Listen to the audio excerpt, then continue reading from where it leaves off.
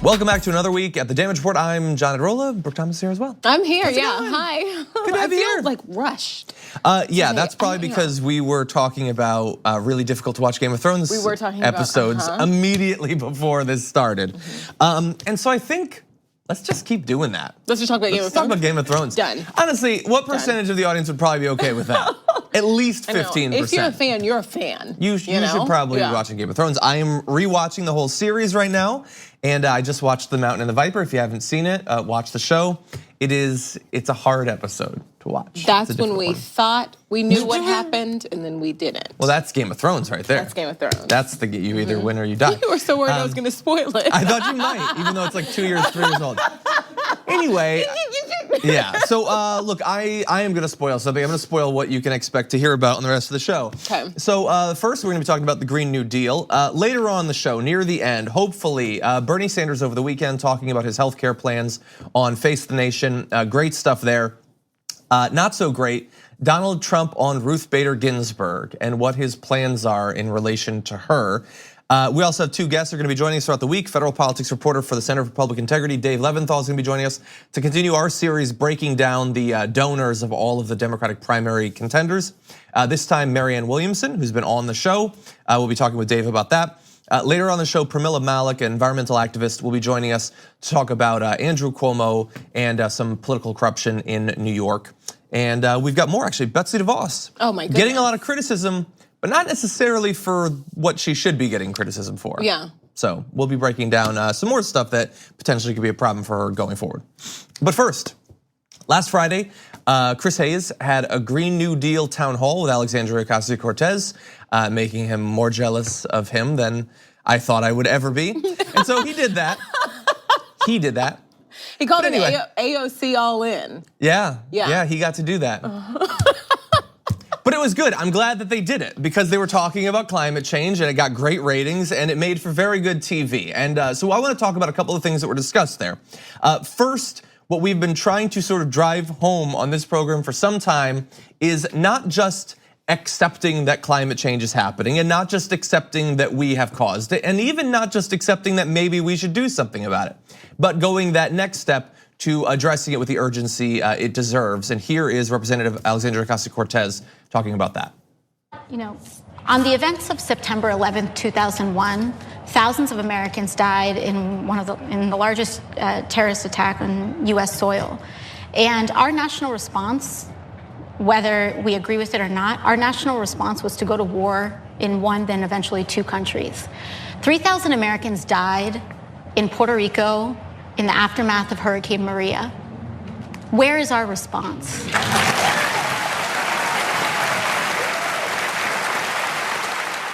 And there you go. And look, obviously in that particular act, you had so many Americans dying. But of course, we can look at many of these, in addition to other things not directly related to climate change, like pollution.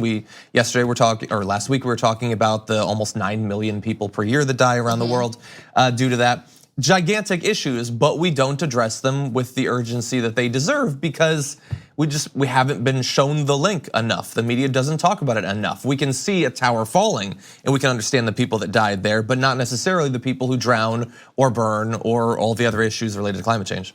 Yeah, and I think all of this seems, and I don't want to dismiss anybody, but everything that she's talking about just seems really normal. But we are in this space where you can just take, like someone, if she were saying 2 + 2 = 4, it's completely logical, it's factual, but the other side could create this huge, platform of lies just to try to shoot it down. So what I'm trying to say is she has to have an hour-long special to basically defend 2 + 2 = 4. Like the fact that we need to act on something that scientists, most of them, agree is a problem. Am I making sense? Like what I'm trying to say? Yeah. That we have to have debates that we shouldn't have to have because some people are either so duplicitous or ignorant that they force us to do that. Yes. That while we should be talking about, okay, so we've all agreed, Green New Deal has to happen. Here is some competing ways that it could be rolled out. We could be there, but we're not there. Instead, we're talking about tauntauns on Hoth, and we're talking about $93 trillion, a figure that's totally made up. We're having BS unnecessary arguments that are only necessary because Republicans are either too ignorant of what climate change is and what it's going to do, or are being paid by the fossil fuel industries to not create any new regulations. We are ridiculously lying to people who, one, can't afford to fly on planes because of the inequities of wealth in this country, but we're lying to them about taking away their planes that they can't afford to fly on. Exactly, and consider, like, I'm trying to think of, there have not been many instances in the history of our species where we have faced a threat as big as this one. I would say, I mean, the possibility of all-out nuclear war, that's something similar. And I'm trying to find, like, in that comparable case, was there, like, there was a response to it, people saying we need to make sure that this doesn't happen. Hopefully we draw down nuclear arsenals. Was there as committed opposition to gaslighting people over it at that time? No, I think to some extent that there were. Probably. But this, like, I think in 50 years, when people are looking back, the people that remain, when they're looking back on the debates going on right now, like, imagine what they'll think, where it's like, wow, we finally had some people that were considering doing something, and instead, elected representatives and senators were talking about milk being banned. Right. Like, imagine how ridiculous that is going to seem, not just today, it's already ridiculous, but once we are 50 more years into the actual effects of this. I think that, I mean, you're right, like, gaslighting is not new, but boy, have they, shined it up and perfected it right now. Well, let's move on to, in terms of that timeline, we're talking about timelines. So AOC also brought up the 12-year figure. Let's talk about that. Climate change is different because we have an expiration date. And the IPCC report says we've got 12 years to turn it around. 12 years. So my concern is that we are going to be the frog in the pot of boiling water. And we are going to debate and debate and debate and debate and debate. And then when we actually finally pass something, it is a wimpy carbon tax and our kids are doomed. Yeah, and that may seem like doom and gloom, but that, like, there are people in elected office that are like, well, maybe we can get back to what 10 years ago was considered somewhat radical, which is some sort of carbon tax. Like, she's referencing actual conversations that are going on, not just on the Republican side, but on the Democratic side. And a couple times throughout that town hall, she brought up that there are a number of Democrats that have been fighting her on this. Oh, that's right, yeah, and I love every time she says 12 years, 12 years, 12 years, because what we have are people saying, we'll see. Let's see what happens. It's not too far away, let's see what happens. Exactly. Yeah, look, horrifying. I mean, we had before the last presidential election, people were like, we can afford to just stall for 4 years, right. Hopefully get something better in the end. No, we can't. Yeah, no. And look, I don't want to be, I don't want to be a pessimist. I don't want to scare people. Some people hear that 12-year figure and they think, oh, that's crazy. Come on, it couldn't possibly be like that. But that's not like to avoid climate change. That's to avoid a certain threshold of horrific effects of climate change. Right. We're long past the lower thresholds. Like, we wasted way too many years already. It's not like, wow, if we really buckle down, everything will be smooth sailing. No, if we really buckle down, things will still be really bad, but not as bad as they will be if we don't do anything. Right. And I understand why her presentation of that is more likely to get people on board because people want hope and all of that. That's what she provides for me, let alone for the rest of the country. But we have already wasted too much time. We should have started back in the late 80s, which she also talked about at one point during that. We should have started so much earlier. The government knew, the fossil fuel companies knew, but they just waited and waited and waited, and both of them got richer and richer and richer. And now we find ourselves in the position we're in right now. Right. So also, Ro Khanna was involved in the Green New Deal town hall, and he brought up the economics of actually getting the plan put into effect. What is the actual cost versus what's been discussed popularly? Cut in half by 2030, right? Are those the goals, basically around that? Well, we got to start. I mean, look, there's some very pragmatic things we could do. Instead of the president yelling at the GM CEO on Twitter to create jobs, you could actually expand the electric vehicle tax credit, link it to domestic manufacturing, and open up a lot of those GM plants to make electric SUVs. The Green New Deal,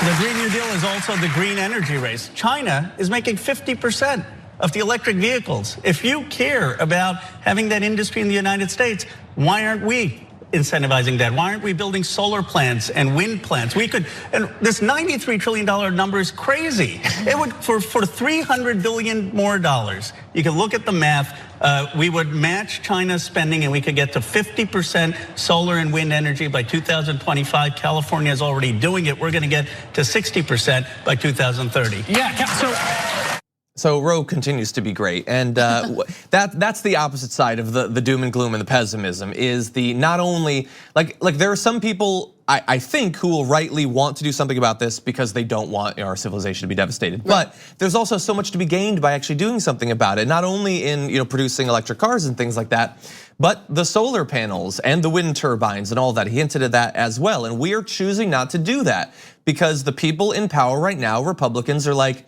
I know what industries I'm gonna save. I'm gonna save coal even though it's impossible, and I'm gonna save steel even though it's improbable. Right. Not because that's actually for the best for the US economy long term, but because it helps us win an election right now. We're never actually gonna bring the coal industry back, but if I can make people think that I want to, then maybe I'll become president. Goodness gracious. And that is self-defeating in terms of the economy. I would say it also makes it far more likely that economically we're gonna be left behind by other countries that are taking these challenges seriously, and we're gonna be increasing the chances that we and other countries are gonna be devastated by climate change. And then look, when you put it that way, it puts it all in perspective, and the craziest part about all of this is that it works. Yeah, it works, and lots of Republican voters thought, well, Trump is going to bring back coal. That's a thing that's going to happen. And he's willing to hamstring solar and wind jobs, which he has done with his new tariffs, if that has any chance of succeeding, or that at least has to appear that it has any chance of succeeding. Okay, with that, we are gonna take a break. We come back, we're gonna be breaking down the fundraising of Democratic primary contender Marianne Williamson after that. We need to talk about a relatively new show called the Republic, or UNFTR. As a Young Turks fan, you already know that the government, the media, and corporations are constantly peddling lies that serve the interests of the rich and powerful. But now there's a podcast dedicated to unraveling those lies, debunking the conventional wisdom. In each episode of On the Republic, or UNFTR, the host delves into a different historical episode or topic that's generally misunderstood or purposely obfuscated by the so-called powers that be, featuring in-depth research, razor-sharp commentary, and just the right amount of vulgarity. The UNFTR podcast takes a sledgehammer to what you thought you knew about some of the nation's most sacred historical cows.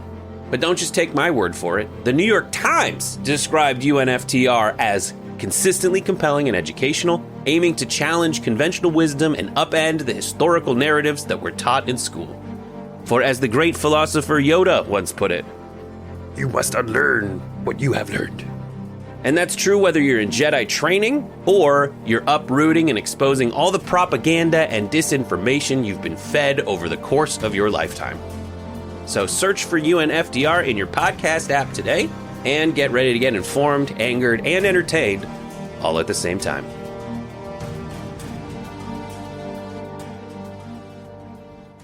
Yes. Here at the Damage Report, we are on a quest to follow the money in the Democratic primary, breaking down the donors and financing of all of the Democratic primary contenders. We've done a number, check the archives. Today, Marianne Williamson, and joining us to do that, Dave Levinthal, federal politics reporter for the Center for Public Integrity. Dave, welcome back to the show. Hey, good to be with you, John. Good to have you here. So let's talk about Marianne. We actually had her on the show a week or two ago, but we didn't get into her financing. So there's quite a bit that you can teach her. I do know, though, based on her career, she has generated her wealth in a different way than a lot of the other candidates. Can you break that down? That's for sure. She's not somebody who has been working in government for many, many years, as you have some of the candidates, or in business, of course, too, in a traditional sense of being in corporate business. Marianne Williamson has written 12 books, 4 of which have been New York Times #1 bestsellers. And she also has quite an impressive business when it comes to doing self-help lectures and talking about spirituality and inspiration. She's made quite a significant living off of doing all of these different things, and you can buy all sorts of material on her website and whatnot. It really adds up to a pretty significant amount of money for her, and we got to look at that when she ran for Congress back in California during 2013 and 2014. And when you run for Congress or for federal public office, you have to disclose certain amounts of personal financial information. She did, and at the time, back a few years ago, she was worth up to just a little bit short of $5 million on the highest end. Mind you, she reports these types of assets in ranges, as all candidates do, but even on the low end, it's around $1 million. So she's done pretty well for herself, and that leads up to, of course, her presidential campaign right now, which is going to be a very expensive affair by any measure. That is true, and they're all fighting with each other to raise money. But as you point out, she does have, she has her own, personal stake. Has she shown, like in her past candidacy, is she willing to spend her own money in support of her race? So she did in 2014 when she ran for Congress. She placed 4th in an 18-way race for Congress in a congressional seat in California. Representative Ted Lieu ultimately won that seat. But she put in more than $500,000 in terms of loans and personal contributions into her campaign. Of course, didn't get her where she wanted to go, which was winning her Democratic nomination. She's running as a Democrat now. She ran as an independent then. But we talked to her spokespeople, and they basically said this time around, it's going to be a different story. At least initially, she is not going to put in her own money into her presidential campaign. She's going to be relying on contributions from supporters, from people who believe that she, out of the many, many Democratic candidates who are running for the presidential nomination, is the best one to go forward. And she's been making some significant waves, Marianne Williamson, in states like New Hampshire, where she's drawing fairly big crowds, and retail politicking is really the name of the game in a place like New Hampshire, the first primary state in the nation. And hey, she's doing about as well as anyone would expect her to be doing, given at least the numbers that are coming out in terms of people to her event, if not the dollar figures that we haven't gotten a full look at yet. Well, let's turn now to small donors, because that is going to be one of the qualifying criteria for ending up on the debate stage. So everybody is trying to hit that something like 65,000 individual contributions. Do we have any idea how she is doing in that so far? So we know, at least based on what she says, that she is on her way to that mark. Hasn't made it yet. It's still fairly far away, but that is one of the 2 criteria that the Democrats now have in place for presidential candidates to make it onto the debate stage when debates begin in earnest this summer. And there will be a series of them month by month going forward all the way to caucus and primary season. So if Marianne Williamson is able to attract, thousands more donors to come and support her campaign, all they have to do is make a $1 donation, and it still counts as much as a $100 donation or a $1,000 donation. It's really about the volume of people that you can get across 20 or more states to go and contribute to your campaign. That's going to ultimately lead to the decision of whether you're in or whether you're out. And in terms of being able to generate those contributions, it certainly doesn't hurt that she has a bigger social media following than the vast majority of the other candidates running. I am curious. I know that she has this history with Oprah as her sort of spiritual advisor. Has Oprah done any promotional stuff for her in this candidacy so far? Not yet, and there have been some people who've come out and been supportive of her. Deepak Chopra, for example, is somebody who is you could put in that pot. But if you go back to her congressional campaign, she did have a number of kind of Hollywood A or B listers who did either make contributions to her campaign financially or supported her campaign. On the latter point, Alanis Morissette created a video and wrote a song that was sort of the unofficial campaign song of Marianne Williamson's campaign. You can watch it on YouTube right now after your show, of course. And there were other people like actress Marcia Cross and Eva Longoria and others who did make financial contributions.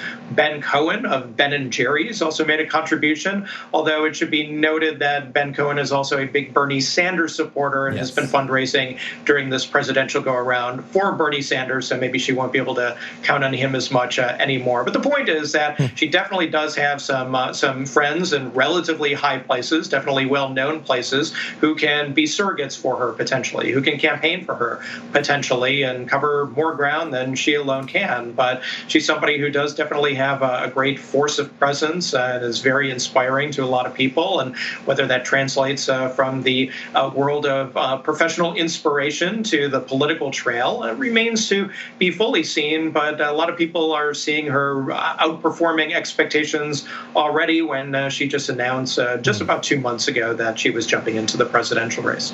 So one final question, because I think that we can learn a lot by what the philosophy of a person is in terms of how they go about raising money. So we know that many candidates are not going to be taking money from corporate PACs. Some are swearing off particular industries like the fossil fuel industries and things like that. Do we know anything about her overall philosophy and where she's going to be getting her money from and where she chooses not to get her money from?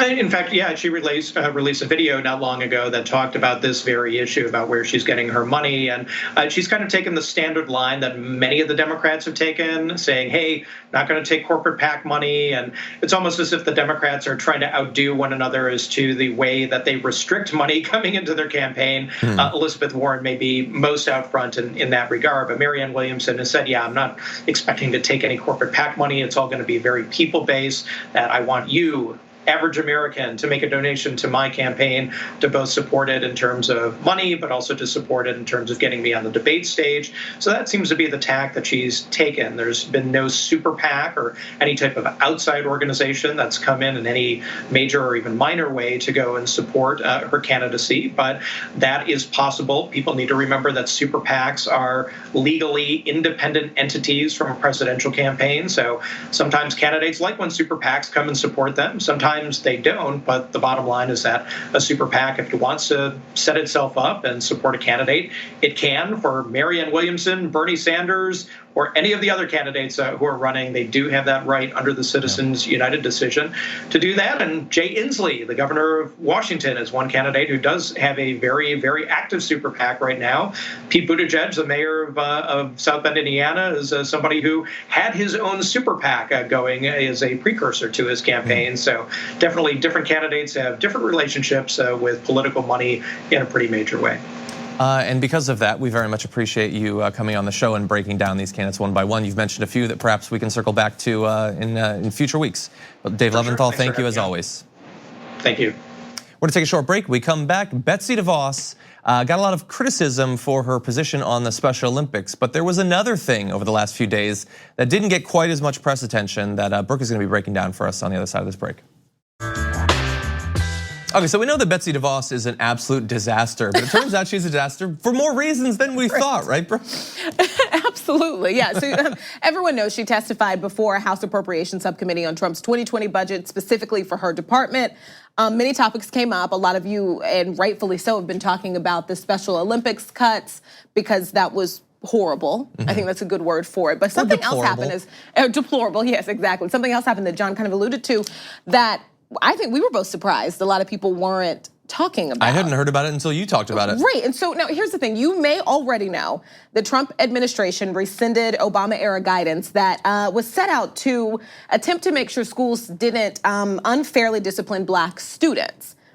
In DeVos's school safety report from earlier this year explaining the decision to do that, she cited a study that is concerning at best, racist at worst and most accurate. Congresswoman Catherine Clark, though, kind of held her to that citing of that study and tried to get her to answer to it. I want you to watch this. This report says, studies suggest that school disciplinary rates may reflect the problematic behaviors of Black youth. Problem behaviors that are imported into schools and into classrooms. They go on to say, difference in rates of suspensions between racial groups appear to be a function of differences in problem behaviors that emerge early in life, remain relatively stable over time, and then materialize in the classroom. And this report that you've cited and based as your theory concludes by saying the association between school suspensions and blacks and whites reflects long-standing behavioral differences between youth. That's the research that you have cited in your report in concluding that apparently that it is not racial discrimination in discipline, but there are some characteristics of black children that from this report start very early in life, well before they get to the classroom. Yeah, so that is real life. The Education Secretary of the United States of America actually cited a report that implies that black students, people are like inherently problematic from birth. And I imagine you're wondering what Devos had to say to that. Well, not much, but we have some of it for you. That's why we now think they may not be motivated by race. Black children are just plain old more disruptive in the classroom. How did you come to that conclusion? Children should never, ever be discriminated against. Well, I hope you take those words to heart and repeal your citing of this research. Children should never be discriminated against, but the facts are black boys are 3 times more likely to be suspended than white boys of the same age for the same infractions, and little black girls are 6 times more likely to be suspended. So the reason that Obama, his administration put these guidelines into place is because there was a problem and they're trying to fix it.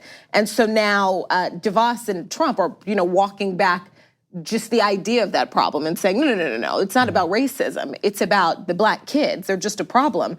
So later on, Congresswoman Clark actually went on MSNBC and she is now calling for Devos to resign. Take a look at this. The researcher that she quoted has said nothing else we can do is going to change this. Head Start's not a good investment. The school to prison pipeline, we shouldn't be worried about that because black people and black children are just inherently more violent and more prone to crime. This is for an administration whose hallmark is racist and outrageous policies. This really does stand out to me as something that we can't just say it's another day in the Trump administration. We have to stand up for children in this country. Well, look, I guess it doesn't take much to have Betsy DeVos be speechless compared to some other people, but she was largely unable to answer that in the video clip that we saw. Representative Clark's line of questioning was great. Her media appearances since then have been great. Yeah, Betsy DeVos definitely seems like, of all that, like Stephen Moore he is an ideologue. He hates anyone who's not, like white, waspy American. And but he thinks about how much he hates him so much that if you ask him questions, he can come up with something. He'll look ridiculous doing it. But she just wants to be at a yacht party. But she's like she really just wants to be at a fancy party, and instead she has to like push this, in DC or whatever. But the effect is terrible. Like who watching this video thinks that black girls are 6 times more disruptive? Like you have to believe that. If you are to believe that it has nothing to do with implicit racism in the teachers or the I don't know if there's HR or whatever, or the principals of these schools. And she doesn't want to defend that, which is why she didn't address the substance of the comment when she talked. She just said discrimination is bad, while pushing for a policy or a rules change that is inherently discriminatory. And there were so many things in the report that were just absolutely ridiculous. Like one of the reasons they wanted to rescind these basically protections for little kids who are discriminated against was because she said that teachers were worried that they would have to bring in quotas and to make sure that they were punishing the white kids at the same rate as they were punishing the black kids. Well, she should be punishing them at the same rate. Right, that's the whole point of this. But she kind of twisted that to mean, no, the black kids are just gonna be really, really bad. And so the teachers were worried that they're gonna have to start unfairly punishing white kids. Yeah, I have a feeling in real life. Yeah, and in practice, that's not how it's gonna work. What they're gonna do is they're gonna have some little program that sits the teachers down for 90 minutes maximum and says, hey, you might not be aware of this, but people do judge different groups differently without realizing it. So when deciding whether to discipline and how much discipline, try to bear in mind how have you acted in past situations where the kid might have looked a little bit different? And try to be just. Don't just cruise through your day assuming that you're not being affected by any sort of implicit beliefs. That's what it would do in practice. We all are different, and you have to check yourself on it every single day and every single moment, and especially when you are a person in charge of the growth of little kids, and also what you do to these kids, you're teaching these other kids, and that's why people like Mike Brown looked like the big bad boogeyman. Tamir Rice, he was 12. He was one of the kids that we're talking about here. You know what I mean? Why they seem scary. It happens in the workplace disproportionately. Once you're adults, and the fact that when we're talking about 6-year-olds, the education secretary, who's supposed to protect all of our kids, is kind of like defending the practice. Yeah, and she deserves a lot more criticism for this. I understand people are attacking her on the Special Olympics and everything, but yeah, there are people pushing for her to step down. I think that would be great for a million different reasons, but this is a reminder of yet another. Okay, with that, we are gonna take a break. We come back, more to get to.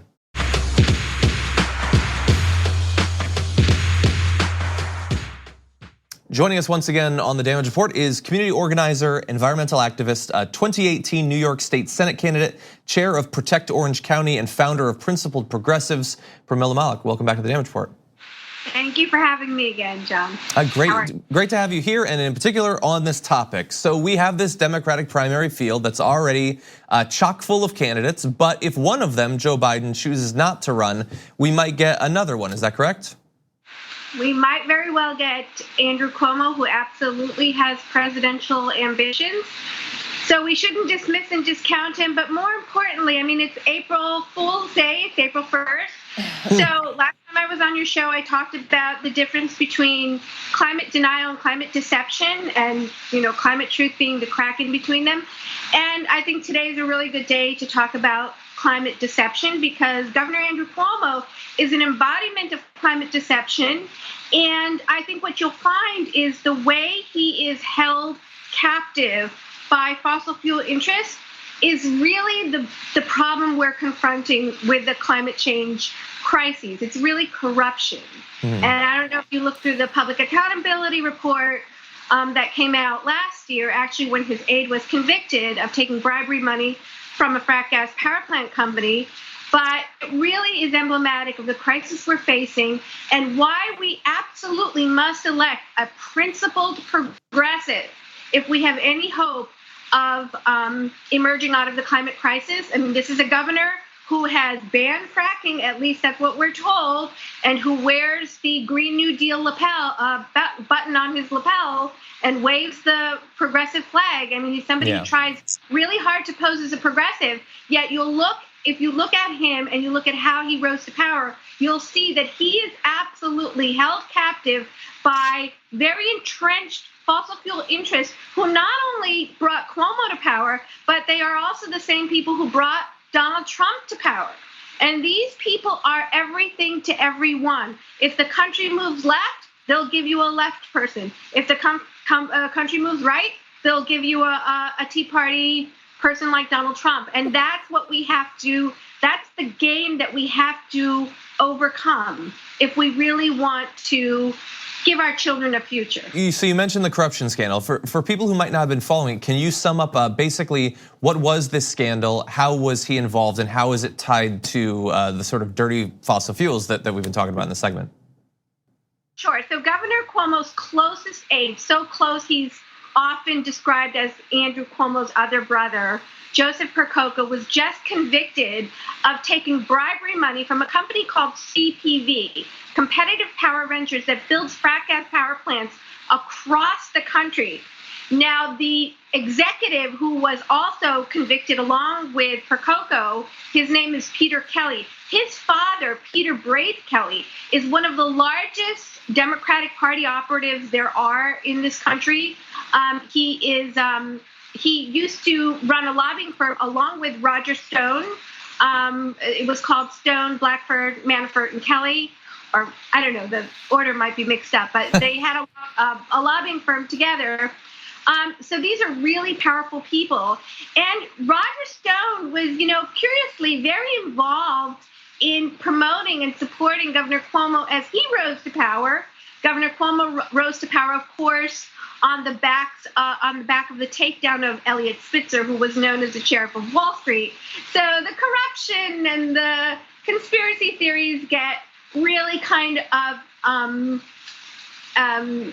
engaging and entertaining. Mm-hmm. But at the end of the day, this company, CPV, they build frac gas power plants. And the one they built in Orange County that his brother from another mother was just convicted of, it is increasing the state's greenhouse gas emissions from the power sector by 10%.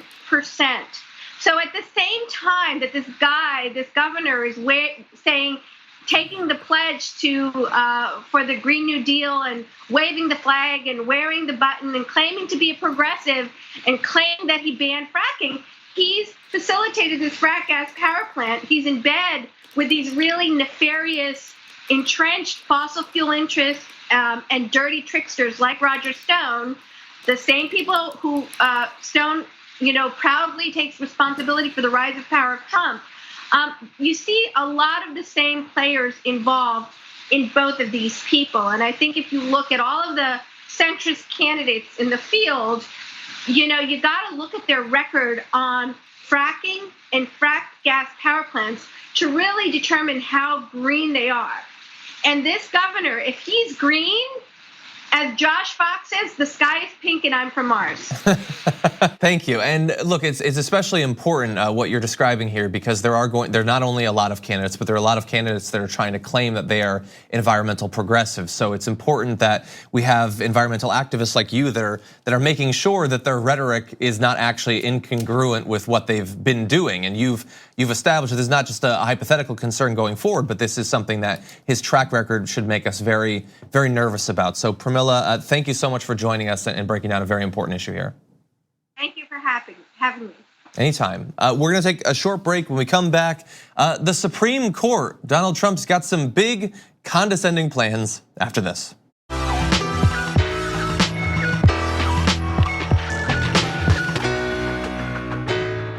Get ready for a shiver to run down your spine. Not that long ago, Donald Trump had to choose someone to take over for retiring Justice Kennedy for the Supreme Court. And there was a name being passed around, Amy Coney Barrett, who's a far-right, anti-abortion rights judge. And she didn't end up getting nominated for it. Obviously, we got a troll of a different sort. And many people have wondered, why is that? Like, she seems like it would have been an easier path. She didn't have this really scary history from the 80s and 90s. And we know now, thanks to some reporting by Axios, why she did not get nominated for that position. Trump said about her, "I'm saving her for Ginsburg." 3 people who had that conversation with him have gone on record, or not by name, but gone on record saying it. He used that exact same line with a number of other people, including in a conversation with an advisor 2 days before announcing that Brett Kavanaugh, best played by Matt Damon in my experience. I like his performance as Brett Kavanaugh better than Brett Kavanaugh's. It's easier to digest, I'll tell you that. So I'm saving her for Ginsburg, implying that not only is he anticipating another seat in the Supreme Court, we can sort of understand, everyone would do that, but he is just waiting, just biding his time for her, since she said that she's not retiring, presumably waiting for her to die. Which is, it's just a horrible thing to say out loud. I don't mind that you have a list of judges, but I'm saving her for Ginsburg. It's just just gross, and it's egotistical, and it's gross. It's cruel. It's completely lacking in humanity. So it's a Trump thing to say. But it also, by the way, that's the cake. The icing is a lot of misogyny. First of all, it gets better. The idea that, I mean, I'm not gonna nominate a woman for a guy's seat, but maybe if the woman kicks off, then I'll put another woman up for it. But there's another layer to it than that even. So some Trump advisors worried that Barrett's staunch opposition to abortion rights would lose the votes of Senators Susan Collins and Lisa Murkowski. Trump came to doubt that, quote, the women, his shorthand for Collins and Murkowski, would support Barrett, according to sources who discussed the situation with Trump at the time. So those 2 senators are to Trump, the women. And by the way, if you have a multi-centuries old political party and all of the women in your party can be summed up in just those 2 senators, that's kind of a bad thing. You shouldn't try to end up there as a party. Also, these 2, especially during the Kavanaugh hearings, like these 2 senators I think lost a lot of respect from people on both sides of the aisle on how they kind of, towed the line a little bit, weren't sure what they were gonna do. And then ultimately, it seemed like, we heard at least one speech that was Susan Collins. I'm somewhat against this, but I'm voting for him anyway. Yeah. And so you wonder if how much of that is not necessarily in support of your own personal beliefs, but in support of just going with the party and going for Trump, and then turn around and this is how he talks about you. Mm-hmm. You're not a senator. You're not someone he respects. You're just one of the women. You're one of the women. Yeah, it's... Yeah, and so look, it's scary his approach to them, but scarier and perhaps scariest about Trump, I think. And there's a lot of things, and so I might be missing something, but not just the judges he might get. Look, if he gets Ruth Bader Ginsburg's seat in the Supreme Court, that's a 12 out of 10 emergency for the country, obviously. But we don't need to get to that. We are in the danger zone right now. Donald Trump has so far confirmed 91 Article 3 judges. That's 2 associate justices of the Supreme Court, 36 for the Court of Appeals, 53 for the district courts. That is, in 2 years, a good record for a term or two of any other president. Barack Obama served 4 times as long and he got 2 justices. Trump has already gotten that. There are many reasons that Trump should have never been president and that it's a disaster that he did. But this might tower over all of the others because it touches so many other areas of life. Those judges, the dozens and dozens on the levels of the judiciary right below the Supreme Court, they're more powerful in some ways than the Supreme Court because the Supreme Court doesn't take up most cases. And instead, it will be the crazy far-right extremists that Trump has been packing the 2 lower levels of the courts with that will stop cases from ever getting there. That'll shoot down things before the Supreme Court even considers them if they do. Right, and so I think that's something that a lot of people forget about. So we're in this kind of process of trying to figure out how to defeat him and trying to figure out how to not let what happened in 2016 happen again. But this is a reminder that there's so many aspects of his presidency that cannot be erased. Yeah. Exactly. Yeah, and can't be erased even if we get everything we want from here on out. Right. If somehow in the next year, AOC ages 6 years and becomes the first female president, she will still face dozens and dozens and dozens of judges that will be doing everything they can to curtail her ability to pursue her agenda and to strike down things that she passes into law. That's the sunk cost now. There's nothing we can do about that. We could have when we were warning against that before Trump became president. But the only thing we can do is take a little bit of a silver lining. In future elections, always, always, always remember the judges and remember how important and how long-lasting the damage of the wrong president can be. Now, I want to really quickly move through the last topic. Okay. This weekend, Bernie Sanders is on Face the Nation talking about one of the biggest issues in this cycle, rightfully so, is healthcare. Here's his take on Donald Trump's proposed changes to the ACA, like getting rid of it, which would deny 30 million people their healthcare, and what Bernie wants to do instead. Trump has an idea on healthcare.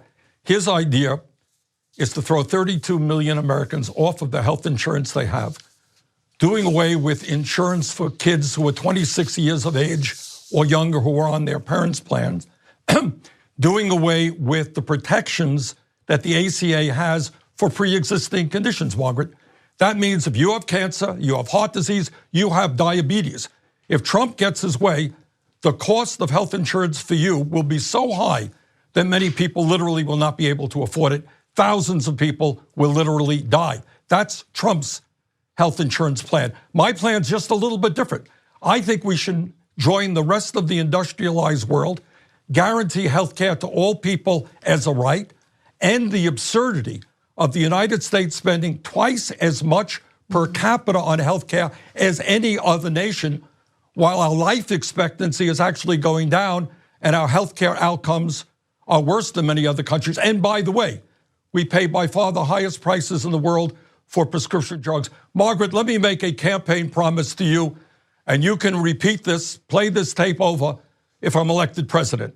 And that is, if I am elected president, I'm gonna cut prescription drug costs in this country by 50% so that we are not paying any more than other major countries are paying.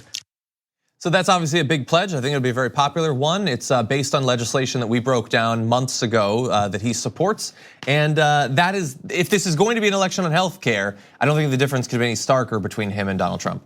I like what he says. Like, we should join the rest of the industrialized world and look at healthcare as a right. Yeah, exactly. Yeah, and in many ways, the right to life, because if you don't have it, you can fall foul, like you talked about, being saved when you were you were making less money. When I was making like no money, you know, your first job in TV, and it's still not like a rich business, but like your first job, you make no money, but you have to live on your own. Yeah, and a lot of Americans do. So great job by Bernie there. That's all the time we have. Thank you so much for joining us. Mondays are always so fun with you. Thank you everybody who is watching the show. We've got a big week planned. You're not going to want to miss it. We'll see you tomorrow morning.